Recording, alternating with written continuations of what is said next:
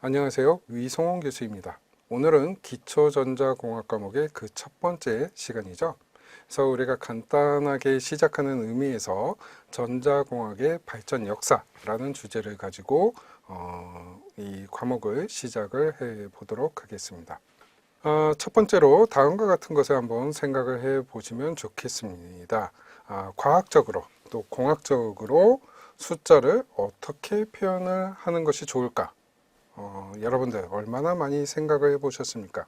우리가 실생활, 그러니까 굳이 뭐 전자공학과 관련이 없는 그런 상황에서도 여러 가지 숫자들을 많이 사용을 하죠. 그냥 우리가 초등학교 때 공부한 대로, 배운 대로 그냥 사용을 합니다. 그래서 그런데 우리가 상황에 따라서는 굉장히 작은 숫자, 지금 보시는 것처럼 굉장히 작은 숫자를 이야기할 때도 있겠고요. 어떤 경우에는 이런 굉장히 큰 숫자를 이야기하는 경우도 있습니다.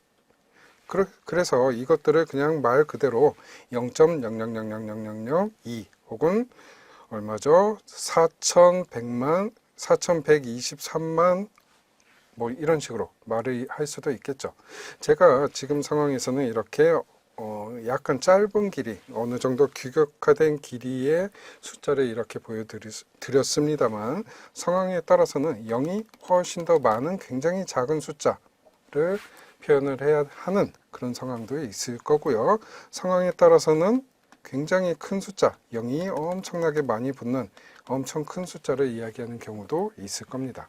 그래서 그렇게 그냥 우리가 배운 대로 할 수도 있겠지만 그것을 우리가 좀 과학적으로 오류 없이 잘 전달하기 위해서 숫자를 좀 더 잘 표현할 수 있는 그런 방법은 없을까 좀 생각을 해볼 필요가 있겠습니다. 그래서 우리가 과목 뒷부분에서 이런 숫자의 표현 방법 한번 다루게 될 테니까 과목 듣는 도중에 한번 생각을 해보시면 좋겠습니다. 오늘 학습을 통해서 우리가 배워야 할 것들에 대해서 말씀을 드리도록 하겠습니다. 오늘 시간을 통해서 우리는 전자공학 분야의 발전 과정을 살펴보고 우리가 이걸 좀 더 구체적으로 설명을 할 수 있게 될 것입니다. 또한 숫자를 공학적으로 잘 표현할 수 있는 그런 방법에 대해서 학습을 하고 실제로 활용을 할 수 있도록 하겠습니다. 그래서 두 개의 챕터를 통해서 이런 것들에 대해서 같이 학습을 해보도록 하겠습니다. 전자공학의 발전 역사를 어디에서부터 시작을 해야 될지 사람들마다 좀 차이가 있겠습니다만 저는 마이클 패러데이부터 한번 시작을 해보도록 하겠습니다. 마이클 패러데이는 우리가 기계적인 장치를 통해서 전기를 만들어낼 수 있는 그런 이론의 토대를 만든 사람으로 평가를 할 수 있기 때문에 그 현대과학 특히나 전자공학, 전기공학과 관련된 그 시작하는 그 부분으로서 우리가 채택을 해서 살펴보면 좀 의미가 있을 것 같습니다. 다음으로 제임스 클라크 맥스웰이라는 사람이 그것들을 어떤 수학적으로 잘 정리를 했기 때문에 또 역사적으로 의미가 있다고 평가를 할 수 있겠고요. 조셉 톰슨에 의해서 뒤에서 다시 이야기하겠지만 정기라고 하는 것이 실제로 어떤 것들로 구성이 됐는지를 밝혀낸 사람으로 평가를 할 수가 있겠습니다.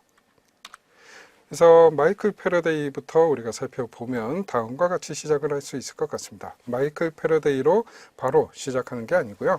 웨르스테드, 지금 써 있는 것처럼 웨르스테드라고 하는 물리학자죠. 이 당시에는 물리학자인데요. 웨르스테드라고 하는 물리학자에 의해서 전류가 흐르는 도선이 자석과 같은 효과를 보이는 것을 발견을 하게 되었습니다. 그게 1820년도에 논문으로서 나오게 되었는데 이 당시 그러니까 1820년도의 상황을 간단하게 이야기 드리자면 어떤 물리학자는 자석에 대해서 연구를 하는 사람들도 있었고요. 어떤 사람들은 전기에 대해서 연구를 하는 사람들이 있었습니다.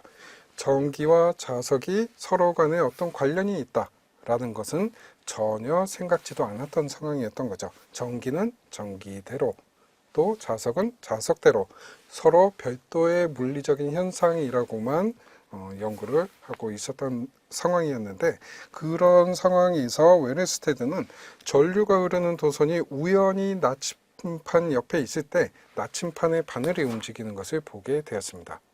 나침판이라고 하는 것은 말 그대로 빨간색 부분은 북쪽을 가리키고 파란색 부분은 남쪽을 가리키도록 되어 있죠. 그것은 전체 지구가 자기장을 갖추고 있고 그 자기장의 방향을 따라가는 그런 특성을 보이는 아주 간단한 물리적인 장치이죠.